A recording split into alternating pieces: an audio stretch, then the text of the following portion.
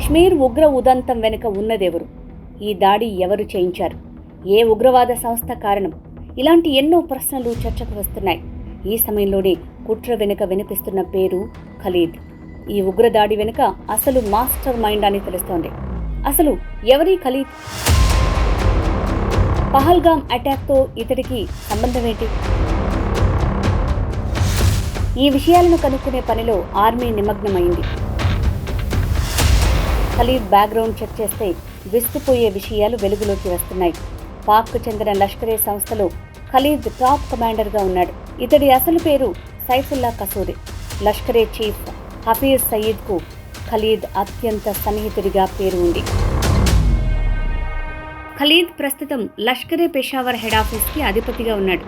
ఇతన్ని మిల్లీ ముస్లిం లీగ్కు కూడా అధ్యక్షుడిగా చెప్తుంటారు.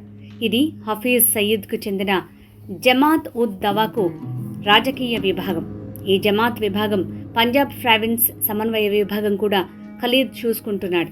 ప్రస్తుతం జేయూడీని అమెరికా విదేశాంగ శాఖ లష్కరీ అనుబంధ సంస్థగా గుర్తించి ఉగ్రముద్ర వేశారు. ఇలాంటి బ్యాక్గ్రౌండ్ ఉన్న వ్యక్తి పహల్గామలో మారణ హోమం సృష్టించాడు. అటు ఈ దాడి వెనుక మరో పేరు బాగా వినిపిస్తోంది. అతడే ఆసిఫ్ ఫౌజీ. పహల్గామ్ అటాక్కు ఆసిఫ్ ఫౌజీనే నాయకత్వం వహించాడు. ఇక్కడే ఓ ట్విస్ట్ కూడా ఉంది. ఆసిఫ్ ఫౌజీ జమ్మూ కాశ్మీర్ ప్రాంతానికి చెందినవాడిగా ఆర్మీ గుర్తించింది. దర్యాప్తు బృందాలు విడుదల చేసిన ఊహా చిత్రాల్లో ఫౌజీ ఫోటో కూడా ఉంది. ఇతడు చాలా కాలంగా పాకిస్తాన్ ఆర్మీతో కలిసి పనిచేస్తున్నాడు. అందుకే ఆసిఫ్ పేరు వెనుక ఫౌజీ అని వచ్చినట్లు గుర్తించారు.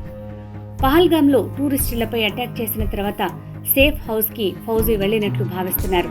జమ్మూ కాశ్మీర్లోనే ఉంటూ దేశానికి ద్రోహం చేశాడు ఆసిఫ్.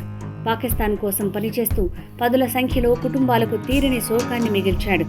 ఇలాంటి వ్యక్తుల పట్ల ప్రభుత్వాలు అప్రమత్తంగా ఉండాలి. స్లీపర్ సెల్స్ మాదిరిగా పక్క దేశాలకు పనిచేస్తున్న వీళ్లను గుర్తించి మట్టుబెట్టాల్సిన అవసరం ఉంది.